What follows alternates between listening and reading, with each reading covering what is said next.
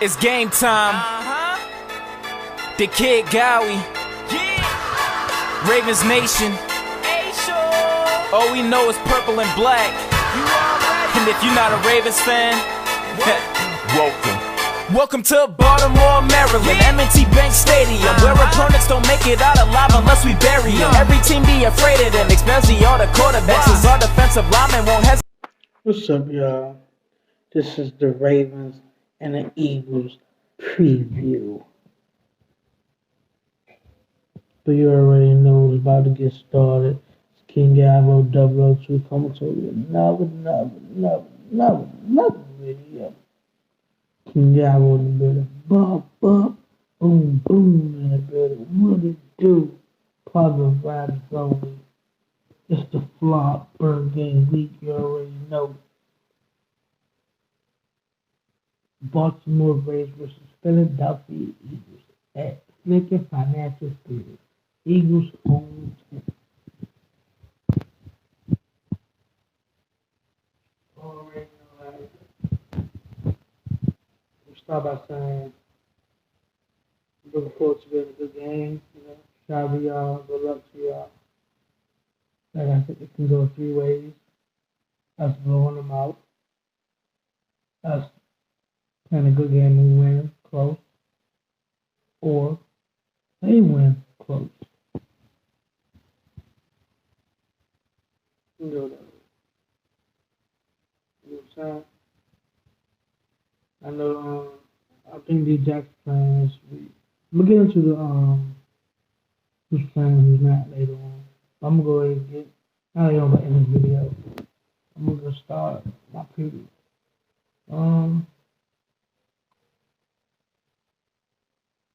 I would hear some buzz about Travis Fulgham,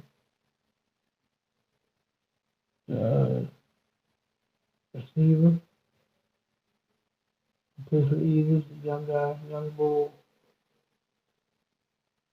who might be getting pushed out of the spot because of the return of Rex.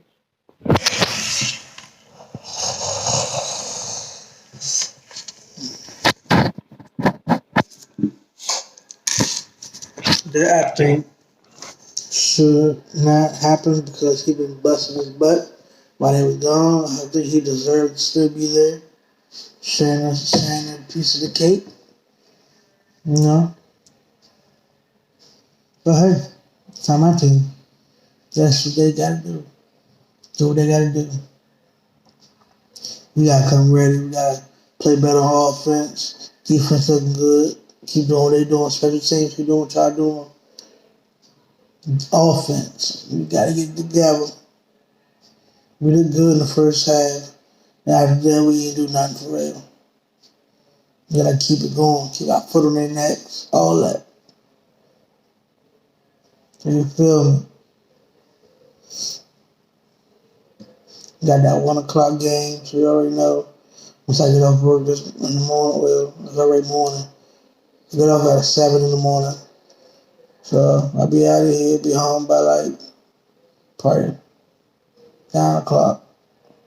Probably 8:30, 8:45. Give me time, a little time to lay down for a minute, get my body together. I'll hop back up around like 11:45. Get ready to go live.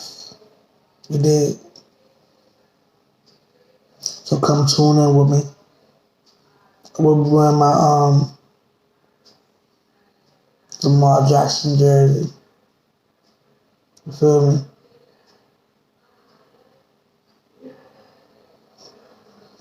I'm wearing my black. You dig?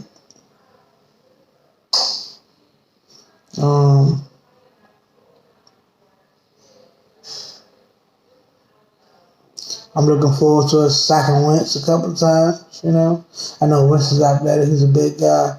Reminds me of Ben Roethlisberger, running around in the pocket, big, athletic, strong arm.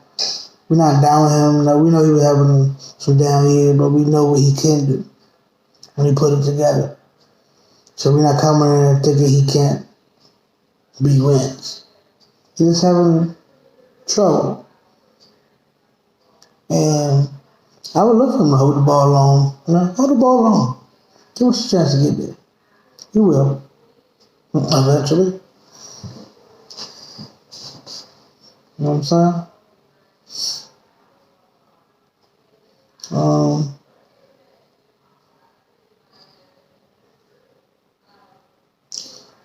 I'm waiting to see the offense with Hollywood, Duvernay, Prochet. I think Miles Boykins and Snead time in the game will be dropping, like minutes played. Like how many snaps they get, and then they'll be getting cut because Miles Boykins haven't been doing anything. He been doing okay. No blocking and all that with that, but he's like running routes lazy, He's not really running a crispy route. Last week when not last week, the week before, we playing Washington. When Lamar threw the pick, the route, he didn't even come back to it like he posted. It wouldn't have been picked. But there's a pass we went to this week. Hopefully, I'm waiting for him to blossom and have a great year. I'm waiting for Miles to do that. Snead, I think Snead he's going to get more targets. I think Lamar's looking their way because he can't trust half of them right now because they dropping the ball, they running wrong routes. And everybody knows that 15 to 89 is what he's looking at mostly. 15 to 89. Hollywood and Mark Andrews. Everybody know them too. So he got to be smart and spread the ball around like last year. Last year, everybody touched the football. Snead, Boykins, Michael Floyd. They're all in my there. Running backs. I think we need to get another tight end. That would help us. We dominated with 3 tight ends. We only got 2. You bring that third tight end in, we'll be all right. Lamar loves tight end. We know that.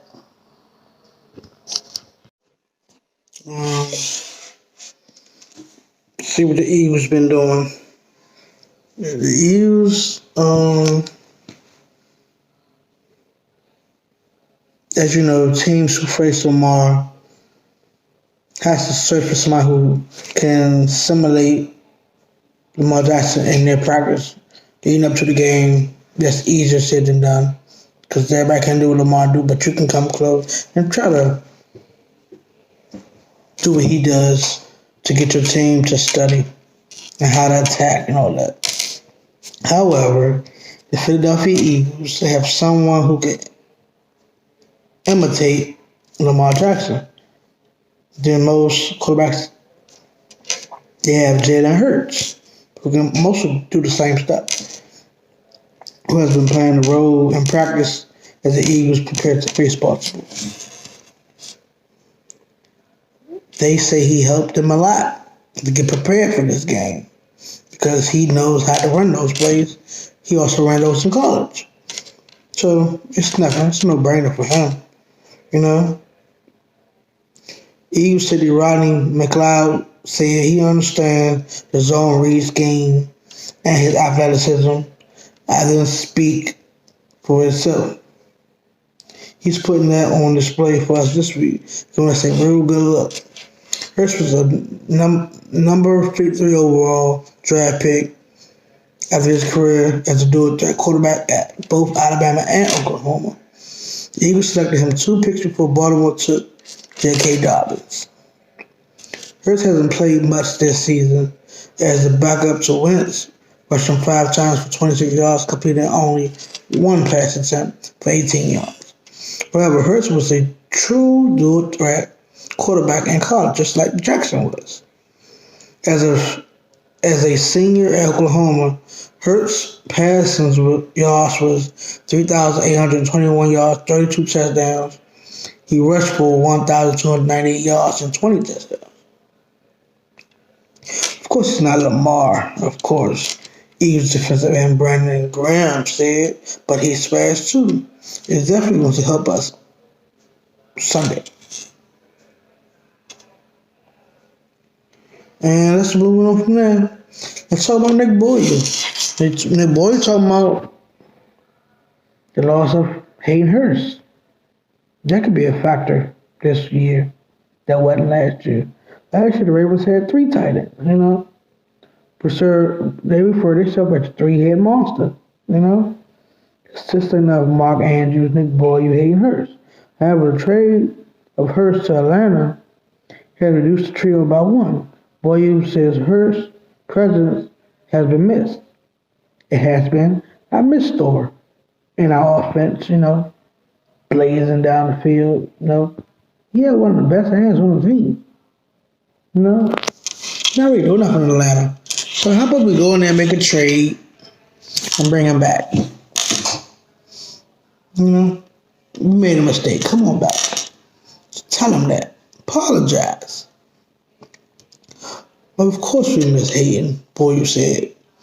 Mark and I were all so really close when he was here. We were always together around the building, always making jokes, attacking other people. And we're not. From an offense standpoint, we're doing well without Hayden, but we do miss Hayden in the sense that he's a really good player. We do. He's a fast player. He's a physical player. And he can do a lot of special things. And he's going to do great. And he's doing great in Atlanta. But I think we can find people who are here to step up and fill what he left. Andrew Reed, in touchdowns, 5 receptions. He is second in yards with 222. 18 catches.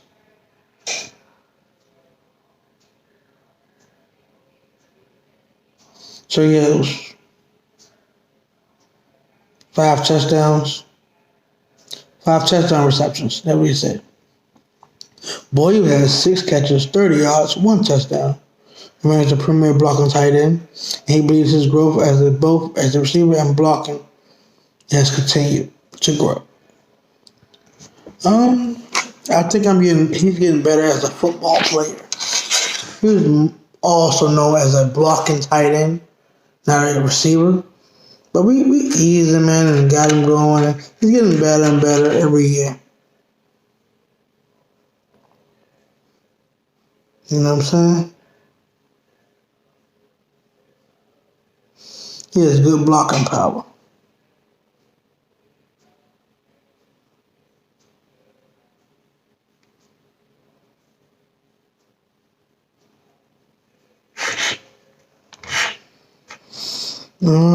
Let's go to who's playing, who's not.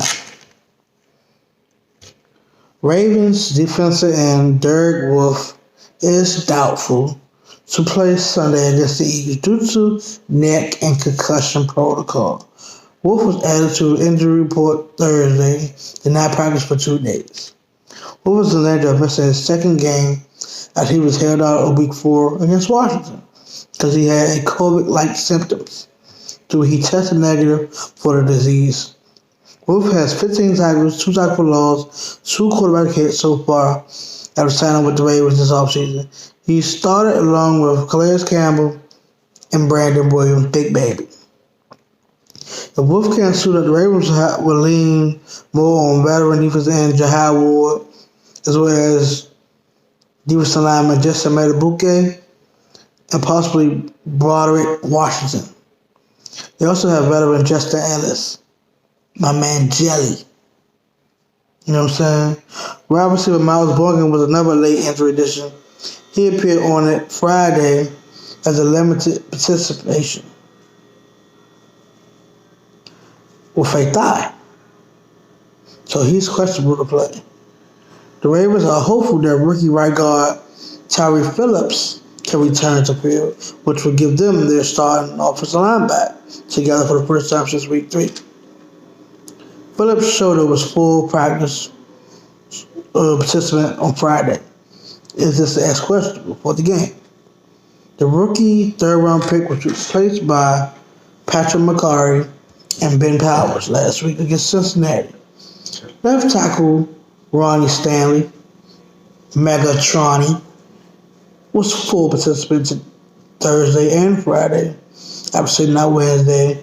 Cornerback Marcus Peters, thigh, Jimmy Smith knee, also full participants on Friday. So that's a good sign. Defensive tackle Brandon Williams did not practice Thursday, Friday because of excused absence. How about that? Washington, Raptor Chris Moore, finger and thigh is healthy enough to play, but it will still be a numbers game with who is part of getting the active roster. So he might not suit up, but he's ready to go if they need. Veteran defensive back / linebacker Colcat Anthony Levine Sr. did not practice all week as he continued to deal with a abdomen injury. But he's still questionable, so he still might play. Eagles ruled out 7 players this week, including 3-time Pro Bowler right tackle Lane Johnson, starting wide receiver Alshon Jeffrey's foot, Deshaun Jackson hamstring. It appears that Jackson Jeffrey had a chance to play after practicing on a limited basis all week. Starting cornerback Darius Slay concussion protocol returned to full practice on Friday. So Darius Slay will be playing, but he's questionable, so he can play.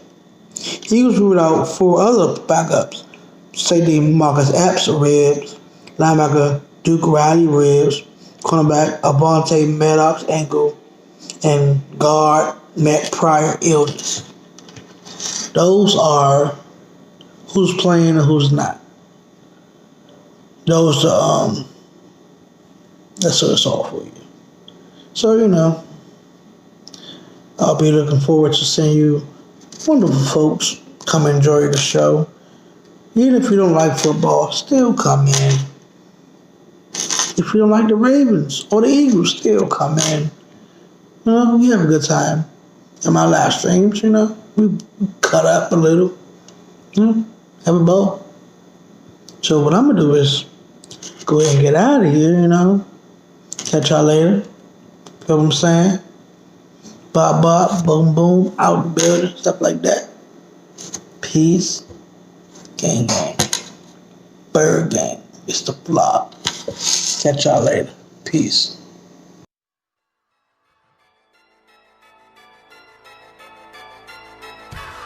It's game time.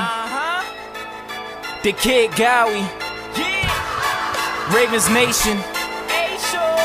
All we know is purple and black. And if you're not a Ravens fan,